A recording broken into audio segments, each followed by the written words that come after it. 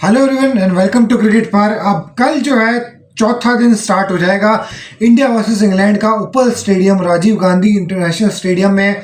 और मैच अभी काफ़ी इंटरेस्टिंग पोजीशन पे है। एक बार फिर से मतलब बेसबॉल जो कि हम सोच रहे थे कि यार इंडिया में बिल्कुल भी काम नहीं करेगा, तो आप कह सकते हो कि काम नहीं करा, क्योंकि अभी भी स्ट्रोक्स तो सारे उसने रिवर्स स्वीप स्वीप मारे ओली पोप ने, लेकिन यार अपनी बैटिंग में सिंगल डबल जिस तरीके से उसने किया है, आगे निकल के जिस तरीके से सिंगल डबल पे फोकस किया है, और मतलब रिवर्स स्वीप और स्वीप से कहीं ना कहीं उसने प्रेशर डाल के लाइन और लेंथ को बिगड़वाया है अश्विन और जडेजा और अक्षर पटेल जैसे बॉलर्स की, जो कि यहाँ पर इस पर्टिकुलर ग्राउंड में ओवरऑल इंडियन कंडीशंस में काफ़ी मंजे हुए बॉलर्स हैं। तो वो चीज़ एक पॉइंट है। अच्छा, कल जो है इंग्लैंड के पास भी एक बहुत बड़ा मौका है।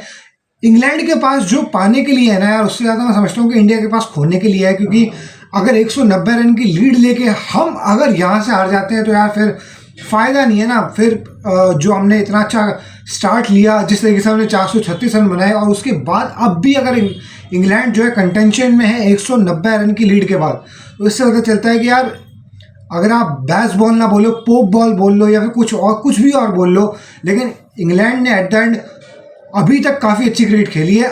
The only department I think जहाँ पर इंग्लैंड सफ़र कर रहा है उसकी बॉलिंग डिपार्टमेंट है। फील्डिंग भी उनकी ठीक रही है, बैटिंग उनकी अच्छी रही है। फर्स्ट इनिंग में शायद उन्होंने उतना स्कोर नहीं किया जितना करना चाहिए था, लेकिन यार ये पोप की जो इनिंग आई है ना 148 रन की, इसलिए ये ज़रूरी होता है यार कि टेस्ट क्रिकेट में जब आपकी कोई एक इनिंग लग रही हो ना, तो आप लंबे रन कर लो। अब 80 करा, फिर 80 करा, फिर एक 86 87, कोई फ़ायदा नहीं होता ना। देखो, आपके अपने रन तो बन जाते हैं, लेकिन टीम को जो आपसे ज़रूरत होती है वो नहीं आ पाती। जब आप सेट हो, आपकी आय इन है, और आपको पता है कि यार यहाँ से तो मैं लंबा ही खींचूंगा, तो आप लंबा खींच लो यार। ऐसे मतलब 80 85 रन करके सेटिस्फाई मत हो, फिर उसको उस चीज़ का टीम को कोई फ़ायदा नहीं होता। और वो चीज़ अब दिख भी रहा है कि अब इससे एक तो ये पिच भी अच्छी है, ऊपर नीचे रह रहा है बॉल, लेकिन अगर आप अप्लाई कर रहे हो, आपके कॉन्सेंट्रेशन लेवल्स हैं वहाँ पर, आपकी जजमेंट अच्छी है, तो आप खेल सकते हो। ऐसा नहीं कि बिल्कुल अनप्लेएबल पिच है। अभी तक तो 3 दिन बड़ा अच्छा खेला है यार, ये रन भी बने हैं यहाँ पे। अगर आपने अच्छी बॉलिंग करी है, सेटअप करा है आपने, फास्ट बॉलर्स को भी विकेटें मिली है। मार्क वुड नहीं ले पाए, क्योंकि मार्क वुड तो मतलब पूरी जान लगाता है। 145 की भी डाल रहा है, 146 की भी डाल रहा है, लेकिन मतलब लगती नहीं है, क्योंकि ऑफ द विकेट जो है उतना तेज उसका पड़ के निकलता नहीं है बॉल यहाँ से। फास्ट बॉलर्स के लिए यार यहाँ पे बहुत ज़्यादा आपको कमर से जान लगानी पड़ती है, वरना यहाँ पर कुछ होता नहीं है। जिस तरीके से आज सुबह जब दूसरे सेशन की शुरुआत हुई, तो बुमराह ने पहले बेन डकेट को वो शाइनियर पार्ट दिखाकर अंदर चलती हुई बॉल से, रिवर्स स्विंग से आउट किया। अगर हम बात करें बेन डकेट को, उसके बाद जो रूट उससे पहले जब एक बॉल डाली थी जो रूट को, तो उसमें एज लगा जो रूट का, क्योंकि वो थोड़ा सा शाइनियर पार्ट जो था वो बाहर की तरफ था। उसके बाद जो शाइनियर पार्ट था वो अंदर की तरफ लेके आए बुमराह, और वहाँ से फिर जो रूट को भी एलबीडब्ल्यू आउट करा। और बुमराह का जो सेलिब्रेशन है, बहुत टाइम बाद ऐसा देखने के लिए मिला है कि बुमराह ने इतना, मेरे ख्याल से पहली बार ही हुआ होगा कि बुमराह ने इतना अग्रेसिवली सेलिब्रेट करा हो, वरना तो उनका वो टॉम एंड जेरी में जैसे टॉम जो भागता हुआ ऐसे ऐसे सेलिब्रेट करता है, ऐसे ही सेलिब्रेशन होता है। बुमराह का जो टिपिकल सेलिब्रेशन है वो ये है। आज जो दिखा वो ये था कि ये वाला सेलिब्रेशन तो बहुत टाइम बाद देखने के लिए मिला कि बुमराह, या फिर पहली बार ही आप कह लो कि बुमराह भी अग्रेसिव होते हैं विकेट लेने के बाद। ओली पोप की तो यार तारीफ करनी चाहिए यार। मतलब आज तो पूरे दिन उसने जिस तरीके से बैटिंग करी है, द मोमेंट वो पिच पे आया है आज, मतलब उसने देखा ही नहीं कि मैच हो रहा है, क्या हो रहा है। सिर्फ उसने बॉल को देखा है, ना रविचंद्र अश्विन को देखा, ना उसने जडेजा को देखा, ना अक्षर को देखा, ना उसने ये सोचा कि यार 5 आउट हो गए, 6 आउट हो गए। ठीक है, उसने बॉल बाय बॉल चीज़ों को देखा, और ऐसा लग रहा था कि यार वो ये बंदा खो चुका अपने एक स्पेस में, और वहाँ से उसको हटाना बहुत ज़्यादा मुश्किल है। मतलब जब वो लंच के बाद भी आया, उसने कंटिन्यू करा, ऐसा लगा नहीं है कि बिल्कुल भी कोई ब्रेक का पीरियड आया हो। और यार मतलब रिवर्स स्वीप में जरा थोड़ी सी तो इनएक्यूरेसी हो बंदे की, ये तो बहुत ही एक्यूरेट है। मतलब देखो, बहुत मास्टर क्लास भी जो होते हैं रिवर्स स्वीप वाले, उनसे भी कभी कभार गलती हो जाती है। ये बंदा तो जब भी इसने टांग निकाल के सोचा कि मैं रिवर्स मारूंगा, कभी भी नहीं हो रहा कि इससे कोई बीट हो गया हो। चलो बीट तो बंदा हो जाता है, लेकिन एक्स्ट्रा ऑर्डिनरी कोई चांसेस बने नहीं है इसके अगेंस्ट जब भी इसने रिवर्स स्वीप पाने की सोची है। बाकी अगर हम देखें तो ये रेहान अहमद भी 16 रन बना चुका है 31 बॉलों पे। अब जो आने वाली बैटिंग है इंग्लैंड की, जैक क्रॉली पता नहीं शायद उसको बैटिंग में भेजेंगे नहीं भेजेंगे, क्योंकि उसका नी का प्रॉब्लम है। शायद जो बेन स्टोक्स जो है उसको बचाने के लिए शायद ना भेजें, या फिर भेज भी दे, क्योंकि आज सुबह भी नी कैप वगैरह पूरी स्ट्रैपिंग करके बॉलिंग कर रहे थे वो, तो है मतलब मुश्किल में। जैक लीच जो है थोड़ी सी परेशानी में है। उनके कोच ने भी कहा है कि कल रात की बात थी कि उन्होंने आउटफील्ड में जो है उनका पैर लग गया था, उस वजह से जो है नी की इंजरी से भी सफ़र कर रहे हैं वो, लेकिन कह रहे हैं कि हो जाएगा ठीक। मतलब फाइटर है जैक लीच, जो है कर लेगा, तगड़ा लौंडा है वो, तो कर ही लेगा। अभी तुम लोग जो है जैक लीच को छोड़ो, ये दोनों जो 16 रन बना चुका है रेयान अहमद, और वो जो जैक हार्टली है, ये दोनों क्या करेंगे। देखो मुझे ऐसा लगता है कि ठीक है इंडिया के लिए एक बड़ी चैलेंज रहेगा अगर 200 से ऊपर का टारगेट जाता है, लेकिन फिर भी यार मतलब इतनी लंबी हमारे पास बैटिंग है और जिस हिसाब से इनकी बॉलिंग है, आई थिंक 200 से ऊपर का टारगेट ही हम बना लेंगे। मुझे नहीं लगता कि बहुत ज़्यादा कोई मुश्किल होगा, लेकिन हाँ 250 जब बन जाएगा तो यार फिर तो प्रॉब्लम होगी ना। अगर आप 200 250 वो छोड़ दो कि हम बनाएंगे नहीं बनाएंगे, अगर हम 250 रन बना ले रहे हैं, इसका मतलब 250 रन का क्या मतलब है, यहाँ से 124 रन और बन जाएंगे। मतलब वो तो चलो मैं एक पर्सपेक्टिव लेके चल रहा हूँ कि मैक्स हम जितना ले सकते हो 250 ही है, तो अगर यहाँ से 124 रन ये लोग मिलके बना देते हैं ना, चलो ओली पोप का समझ में आता है, लेकिन ओली पोप के अलावा तो रेहान अहमद तो कोई बड़ा बैटर नहीं है ना, वुड कोई बहुत ज़्यादा स्टैब्लिश बैटर है। मुझे ऐसा लगता है यार पहले 1 घंटे के अंदर आई थिंक जो इंग्लैंड की बैटिंग है हमें खत्म होते हुए दिखेगी, और उसके बाद जो मैक्सिमम टारगेट मिलने वाला है इंडिया को, आई थिंक वो 180 होगा। उससे ज़्यादा का टारगेट मुझे नहीं लगता, 180 185 इससे ज़्यादा का टारगेट मुझे नहीं लगता। अगले 60 रन के अंदर जो है इंग्लैंड आउट होते हुए दिख रही है। मुझे नहीं लगता कि इससे अब कोई बहुत बड़ी इनिंग जो है इंग्लैंड की तरफ से और बहुत ज़्यादा रन निकल के आएंगे।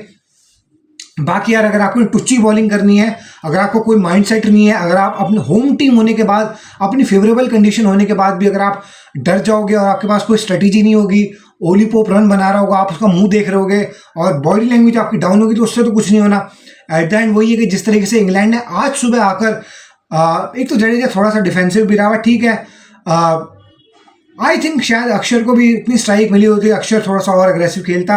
जडेजा वो कहीं ना कहीं बैक ऑफ द माइंड हुए थे कि मैं पहले सेंचुरी करूंगा, उसके बाद जो है एक्सेलरेट करूंगा, बट ना सेंचुरी हुई ना और ना ही एक्सेलरेशन हुई। उसके बाद जल्दी विकेट गिर गई।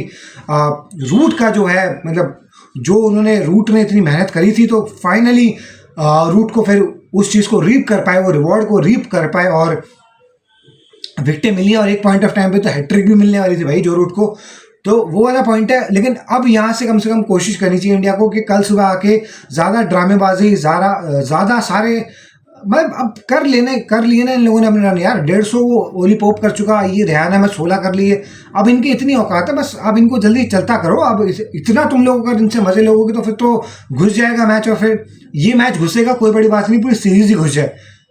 और मुझे ऐसा लगता है कि अगर ये मैच इंग्लैंड निकाल गया ना, तो फिर ये सीरीज जो है ना, ये आखिरी मैच होगा ये सीरीज का, जो कि चौथे दिन जाएगा, वरना वही 2 दिन 3 दिन 2.5 दिन वाले मैच ही होंगे। और यही होता है कि जब आप पहला मैच हम हार जाते हैं तो उसके बाद ला बेटा ला पावड़ा लिया, तो ये वाला सीन शुरू हो जाता है यहाँ पे। तो वो वाला पॉइंट मैं कह रहा हूँ कि फावड़े ना लाने पड़े और जो है हथौड़े ना लाने पड़े, उससे बढ़िया है कि कल आप आओ। और देखो एक चीज़ अच्छी भी है देखते हुए कि एटलीस्ट इंग्लैंड जो है वो चौथे दिन मैच को ले जा पा रहा है, और मतलब अच्छा है ना कि मतलब 4-4 दिन के भी मैच हो। अभी पीछे एक ट्रेंड चला हुआ है, बहुत सारे मैचेस हमने देखे, चाहे वो साउथ अफ्रीका वाला मैच हो, ठीक है। इंडिया में तो होते ही शायद 2-3 दिन के ही होते हैं ज़्यादातर। साउथ अफ्रीका में भी वो 2-2.5 दिन के अंदर मैच खत्म हो गया। इससे पहले मुझे याद आता, मतलब रिसेंट में काफ़ी ऐसे मैचेस की तादाद देखने के लिए मिली है जो कि 2 दिन, 2.5 दिन, 3.5 दिन, 3 दिन, मतलब इतने दिन में ख़त्म हो जाते हैं। तो उन मैचेस में ना मतलब चौथे दिन की पहले दूसरे सेशन में जाके ख़त्म हो, तो वो ज़्यादा आइडियल टेस्ट मैच रहता है मेरे हिसाब से। 5वें दिन ये है कि एक मेरे को वो टेस्ट मैच याद आता है जो कि बेन स्टोक्स ने खेला था पाकिस्तान के अगेंस्ट। वो जो 5वें सेशन में जाके एंड में बिल्कुल जाके वो डिसाइड हुआ था, तो वो एक मैच था कहीं ना कहीं कि जो 5 दिन तक भी इंटरेस्टिंग रहा था। कहने का मतलब ये है कि यार चौथे दिन की सुबह पहले सेशन तक खत्म हो जाए गेम, तो वो भी सही रहता है। लेकिन बिल्कुल ही तीसरे दिन सुबह उठ जाए या फिर दूसरे दिन की शाम को ही खत्म हो जाए, तो वो मज़ा नहीं आता ना फिर वो सारी चीज़ें देख के।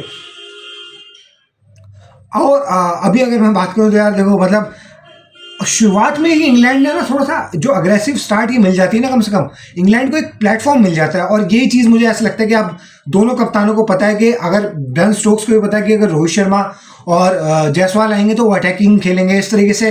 रोहित शर्मा और कंपनी को भी पता ही था कि यार अगर ये आने वाले जैक क्रॉली और बेन डकेट तो इन लोगों ने तेज ही खेलना है, और वही चीज़ हुआ। लेकिन यार बुमराह ने जिस तरीके से बॉलिंग करी मज़ा आया देख के।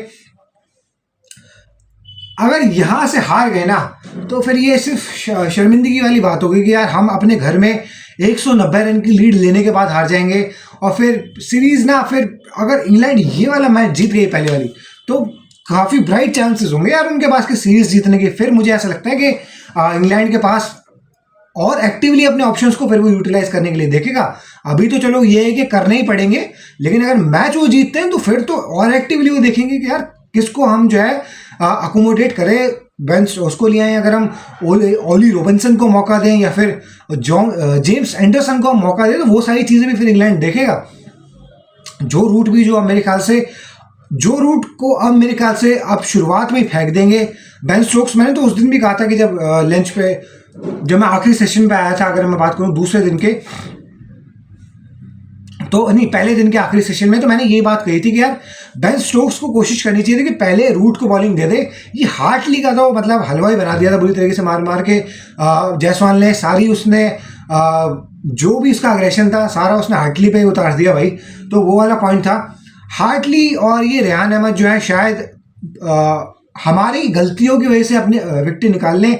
इनके पास कोई वो सेटअप करके या फिर कोई मैजिकल बॉल डाल के आउट करने का सीन नहीं होता इनके साथ।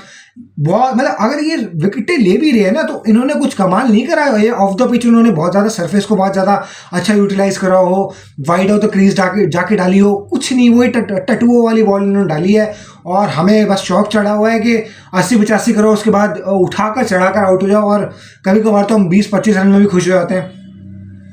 मुझे ये देखना है कि रोहित शर्मा का अब यहाँ से अप्रोच क्या रहता है, क्योंकि यार रोहित शर्मा ना, ये अजीब सी एक सोच है रोहित शर्मा की कि मैं अगर तेज खेलूंगा, मैं 20-25-30 रन तेज कर दूंगा तो टीम का बहुत ही उद्धार हो जाएगा और टीम जो है वर्ल्ड की बेस्ट टीम बन जाएगी। 10 वर्ल्ड कप, 50 WTC आ जाएंगे। तो ये सारी चीज़ें ना रोहित शर्मा को अपने दिमाग से निकाल देनी चाहिए। यार ज़रूरत नहीं है रोहित शर्मा को इतना ऐसे उल्टा सीधा बाहर निकल के मारने की। अच्छा खासा अपने टाइम लो, इनिंग बिल्ड करो भाई। वो जायसवाल मार रहा है, आपको क्या ज़रूरत है? या तो रोहित शर्मा के पास स्ट्रोक ना हो या रोहित शर्मा को कोई इनसिक्योरिटी हो। रोहित शर्मा खड़ा होता है, जब तक खड़ा रहता है पिच पे, यार सामने वाले कप्तान के भी ना दिमाग में टेंशन रहती है कि भाई ये तो खड़ा ही हुआ है, बाकी तो चलो हम ना आउट कर रहे हैं, ये क्या कर रहा है खड़ा हुआ? क्योंकि ये अगर खड़ा रहेगा तो हमें भी खड़ा कर देगा फिर ये। तो वो सारी चीज़ें आई थिंक यार एटलीस्ट अब रोहित शर्मा को, जायसवाल को ही कहना चाहिए कि यार तू थोड़ा तेज खेल, मैं लंबाई लेके जाऊंगा इस इनिंग को। टारगेट चेस करने की जिम्मेदारी एटलीस्ट मेरी है, मैं जिम्मेदारी से खेलूंगा। हाँ तू तेज खेल ले, तेरे रन आ भी चुके हैं। वो जायसवाल को सूट भी करेगा कि वो अपना एक टेम्पो पे जैसे खेल रहा है खेले। या श्रेयस अय्यर को भी ज़रूरत है यार उल्टे सीधे शॉट मार के ना आउट हो। मतलब इतना अच्छे बैकफुट पंचेस मार रहा है, इतने अच्छे से, मतलब ग्राउंडेड शॉट्स बड़े अच्छे मारे हैं यार उससे पहले श्रेयस अय्यर ने। तो ज़रूरत नहीं है श्रेयस अय्यर को। और ये वैसे भी ये जो गली मोहल्ले के ये जो टुच्चे और एवरेज थर्ड क्लास बॉलिंग जो लेकर आई है इंग्लैंड, स्पेशली स्पिनर्स की, तो ये तो इनफ मौके दे रहे हैं तुम लोगों के कि तुम फ्लिक करके चौका ले लो, स्वीप मार रहे हो तो स्वीप मार के चौका ले लो। मतलब ले लो यार। मतलब बेन स्टोक्स ये पार्टी उसलिए लेके आया है कि तुम लोग इनके साथ खेलो, खेलने के लिए लेके आया तुम्हारे लिए। मतलब ये नहीं, क्रिकेट नहीं, सही में खेलने के लिए लेके आया है कि इनके साथ खेल के देखो बड़ा मजा आता है। तो वो वाला पॉइंट है। बाकी मुझे नहीं लगता यार कि इंग्लैंड जो है कल सुबह आके बहुत कुछ कमाल करेगा। आई थिंक पहले घंटे में मुझे ऐसा लगता है कि इंग्लैंड की टीम जो है निपटती हुई हमें दिखेगी, और उसके बाद इंडिया का अप्रोच भी देखने के लिए होगा। क्योंकि रोहित शर्मा को कितने आप समझा लो या फिर यशस्वी जायसवाल, तो चलो उसकी टेम्पो ही है, लेकिन अभी जिस तरीके का रोहित शर्मा का पिछले कुछ समय से मूड चला हुआ है ना, तो रोहित शर्मा ने अपने रन्स भी सेक्रीफाइस करे हैं और टीम को बहुत ज़्यादा फायदा होने से अच्छा, जो रोहित शर्मा की ये थिंकिंग है ना कि मैं अगर तेज खेल रहा हूँ तो टीम को बहुत ही ज़्यादा कोई फ़ायदा हो जा रहा है। तो मुझे नहीं लगता यार कोई बहुत फ़ायदा होता है टीम को। ठीक है वो इनिशियल स्टार्ट अच्छी मिल जाती है, लेकिन रोहित शर्मा कोई ऐसा प्लेयर थोड़ी ना है यार कि 30-40 करो और निकलते बनो। रोहित शर्मा तो बड़े स्कोर वाला प्लेयर है। मुझे ऐसा लगता है कि वीरेंद्र सहवाग के बाद अगर कोई टेस्ट में बड़े 100 बना सकता है, 300 बना सकता है, तो वो पोटेंशियल रोहित शर्मा के पास है। क्योंकि यार उन्होंने जब व्हाइट बॉल क्रिकेट में बना दिए तो रोहित शर्मा के रेड बॉल क्रिकेट में नहीं बना सकते। वो वाला पॉइंट है। इसीलिए रोहित शर्मा की मैं इतनी बात कर रहा हूँ क्योंकि मुझे पता है कि रोहित शर्मा कर क्या सकता है। अब नीचे से अगर हमारी बैटिंग की बात करें तो डेप्थ तो है। अश्विन को तो चलो इस बार रनआउट हो गया, अक्षर भी पड़ा हुआ है, जडेजा भी पड़ा हुआ है, तो इन सारी चीज़ों को भी हमें देखना है कि बैटिंग लंबी है कि शुभमन गिल के ऊपर अब प्रेशर होगा यार कि अब चौथी इनिंग में एटलीस्ट अब रन कर कीजिए जब टीम को ज़रूरत होगी। स्पेशली अगर ये लोग 200 रन बना देते हैं, ऊपर से एक जल्दी विकेट गिर जाती है, मान लो जायसवाल इंटेंट के चक्कर में आउट होता है, तेज़ खेलने के चक्कर में, जो कि एवरी पॉसिबिलिटी है भाई। जब आप तेज़ खेलने के लिए जाते हो तो आप शायद 4 इनिंग में से 1 में रन करोगे या 5 इनिंग में से 1 में रन करोगे, 2 में रन करोगे, तो वो सारी चीज़ें रहती हैं। उसके बाद अब शुभमन गिल को एटलीस्ट खड़े होकर रन बनाना पड़ेगा, और अगर शुभमन गिल वहाँ से 70-80 रन कर देते हैं तो उनके कॉन्फिडेंस के लिए बड़ा अच्छा रहेगा, क्योंकि चौथी इनिंग में वो रन कर रहे हैं ये, जो कि मुश्किल रहेगी, स्पिनर्स को कंडीशन असिस्ट करेंगी। उसी सेंस में मैं बात कर रहा हूँ कि यहाँ पर एटलीस्ट उनके पास अपॉर्चुनिटी तो है ना, मतलब ऐसे या तो शाइन करने का मौका ही ना हो कि साला एक ही इनिंग मिली हो और उसने उतने में ही खत्म ही हो गया टेस्ट मैच और मौका ही ना मिला हो दूसरा। एक और अच्छी अपॉर्चुनिटी होगी शुभमन गिल के पास कि अपने ऊपर से ज़बरदस्ती का जो क्रिटिसिज्म है, देखो कुछ जेन्युइन होता है, कुछ ज़बरदस्ती का होता है। कुछ लोग कहते हैं कि वो सिर्फ अहमदाबाद में ही कर सकता है, ठीक है उसके अहमदाबाद में रन आए, लेकिन इसका मतलब ये नहीं कि वो कहीं भी रन नहीं कर सकता। बट अब बहुत टाइम हो गया शुभमन गिल को, काफ़ी शायद 10-12 इनिंग हो चुकी है उसकी, 50 नहीं आया अब तक, तो जस्टिफाई नहीं होता ना, मतलब क्योंकि शुभमन गिल को हम बड़ा प्लेयर समझते हैं, आगे जिसको बैटिंग को कैरी ऑन करना है हमारी, हम समझते हैं कि शुभमन गिल है, और फिर इस तरीके की परफॉर्मेंस आए तो फिर आपको लगता है कि यार फायदा नहीं है ना, कि मतलब इतना आपको अगर टीआरपी, मतलब लोग आपको देख रहे हैं, लोग आपको समझ रहे हैं कि यार ये करेगा, और फिर डिसअपॉइंटमेंट अभी से आ जाना तो फिर वो सही नहीं है ना।